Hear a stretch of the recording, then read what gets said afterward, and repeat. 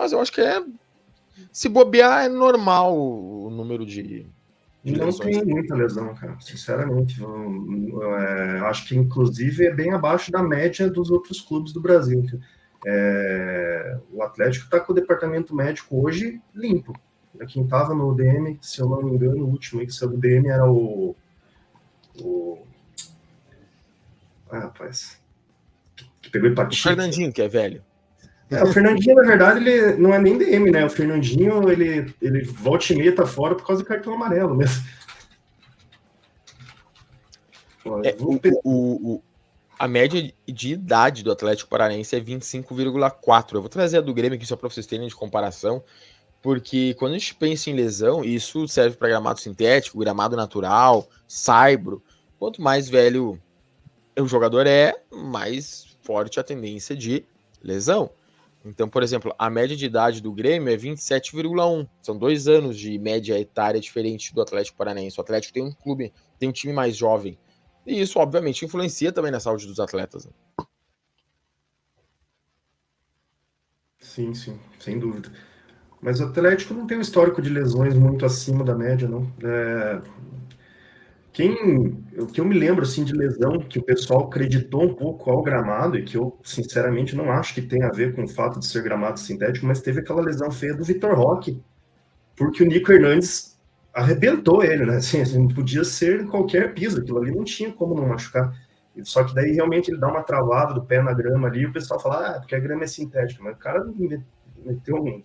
Ele foi operado naquele lance, eu lembro, né?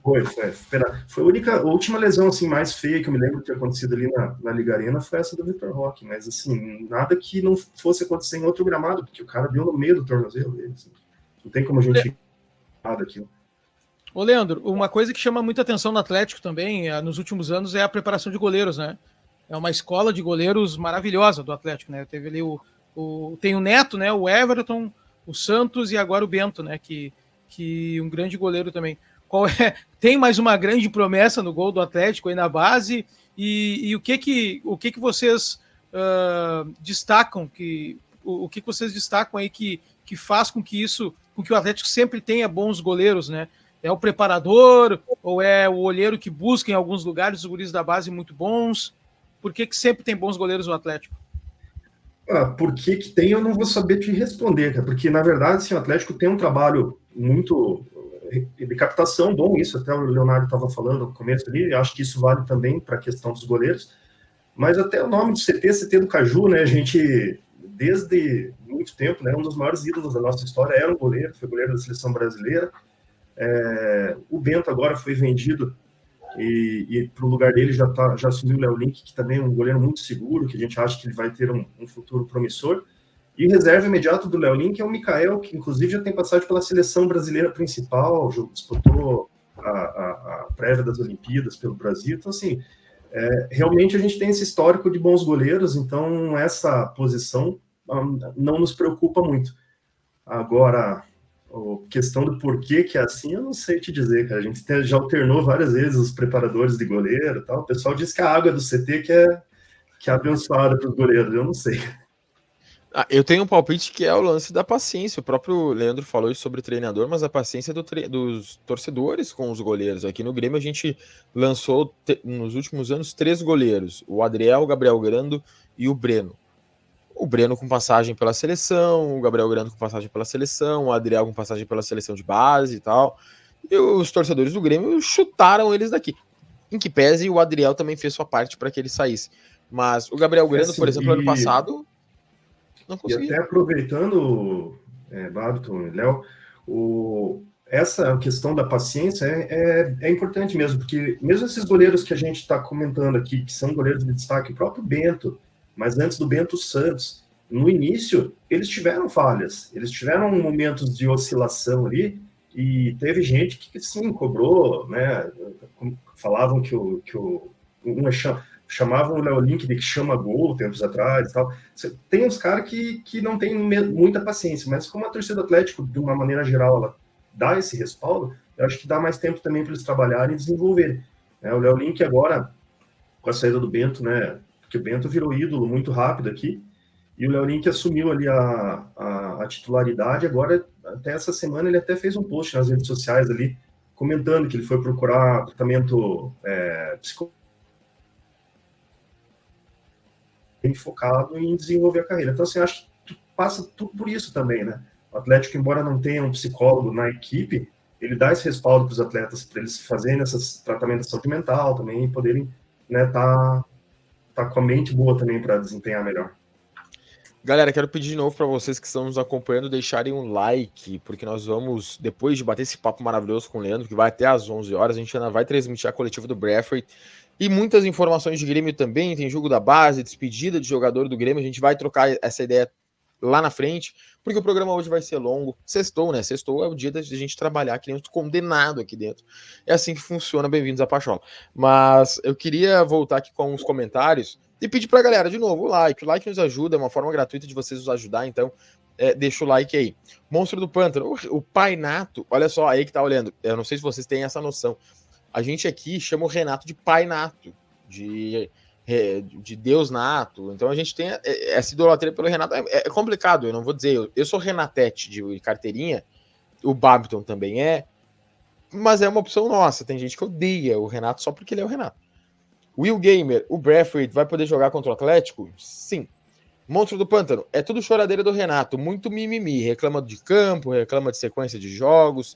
Nosso membro mandou aqui, ó, Léo Link é um bom goleiro, e esse Mikael sempre acaba com o Grêmio na base, junto com o Chiquete. E só para fechar os comentários, Lari Dor mandou aqui pra gente também, Grêmio tem que poupar para ganhar do Corinthians. Pois é, o meu querido Leandro, o nosso membro falou do Chiquete. Eu tenho a impressão que o Atlético Paranaense, tirando os goleiros, não lança muitos jogadores da sua própria base. O Chiquete eu lembro de já ter ouvido falar dele já há bastante tempo. Mas, invariavelmente, o Atlético investe em jogadores de base até de outros clubes, pegam eles meio prontos, que é uma receita que no Grêmio já deu muito certo, para daí colocar em campo. E aí o Vitor Roque foi um, né? O Vitor Roque, na verdade, assim, vamos falar bem francamente, a questão do Vitor Roque foi uma oportunidade de mercado ali, né? O Atlético viu que era só pagar multa, foi lá pagar multa, trouxe, mas já sabia que ele não ia ficar muito tempo, porque era um cara que já vinha despontando na base desde muito moleque, né? Acho que o Ronaldo deve estar puto até hoje com o Alexandre Matos, porque foi assim, pegou na mão grande mesmo. Mas o Atlético lançou, né, jogadores antigamente. Ultimamente é que a base nossa tem ficado um pouquinho de lado, assim, eu diria. A gente teve, se for parar para lembrar, o próprio Fernandinho e Jadson, antes deles o Dagoberto. Nós tivemos jogadores revelados pela base que foram, né, para fora, goleiros também, né, lembrou bem ali do Neto, né, nós tivemos Vinícius, Guilherme, se não me engano, está até hoje jogando na Rússia. E o Atlético, sim, tem demorado muito para fazer essa transição. O Chiquete é um bom exemplo, né? O Chiquete está se destacando já nas categorias de base, mas não teve ainda uma oportunidade no profissional. Recentemente teve o Dudu, que é um meio-campista também, que é da nossa base, um guri bom, mas ainda não teve aquela chance de estrear. De repente, com o Varini aí, né, que é um treinador mais jovem, um treinador com uma visão diferente, ele pode fazer essa mescla. A gente pegou alguns treinadores também mais conservadores, né, ultimamente. Então, você estava falando do Portaluppi, né? O Renatão, ele passou aqui pelo Atlético e não deixou muita saudade, não. A gente não gostava muito dele. Mas ele fazia umas invenções meio loucas. Ele colocava o Manuel de atacante, ele colocava o fulano de lateral direito, ele colocava de ponta, fazia umas loucuradas, né? Que era a maneira que ele tinha de protestar com relação a ele. Eu não tenho elenco, eu vou colocar desse jeito aí.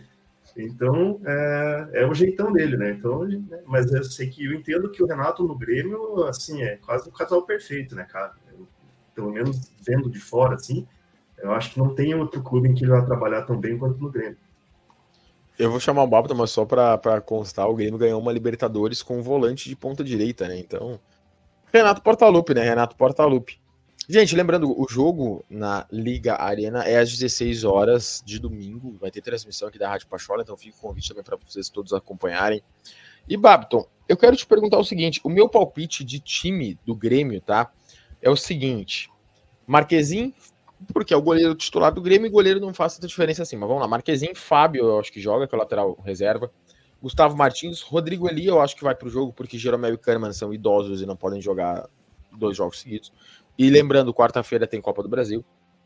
E Mike. E aqui eu vou me apegar, tá? Vai ter gol do Mike no final de semana, porque o histórico de laterais esquerdos no Atlético jogando contra o Atlético Paranaense são muito bons. Dodi, porque já folgou, né? O Dodi já folgou, pode jogar. Edenilson, porque é o que tem. Nata Pescador, não me odeiem, mas é o Renato. Monsalve, eu acho que estreia como titular. E Gustavo Nunes e Natan Fernandes. Eu acho que o time do Grêmio é esse. Eu não acho, sinceramente, o Braithwaite vai estrear como titular. O Diego Costa, o Renato já deixou claro que poderia voltar fisicamente contra o Atlético, mas não vai jogar por conta da questão do gramado sintético. E eu acho que o Arezzo não vai ser titular também. Mas eu quero tua opinião, Babiton. O que tu acha que o Renato vai fazer? Qual é o time que o Grêmio vai colocar em campo? Eu acho que o Renato vai manter os 3 zagueiros. Eu acho que o Jeromel vai pro jogo. Eu acho que ele vai segurar o Kahneman para quarta-feira, na minha opinião. Eu acredito, né? Se ele não manter o esquema, é certo que o Jeromel não joga. Mas se ele manter o esquema, eu também penso no Marquezinho, Fábio, Gustavo Martins, Jeromel e Natan Felipe, Mike, Dodi e PP, porque eu acho que ele vai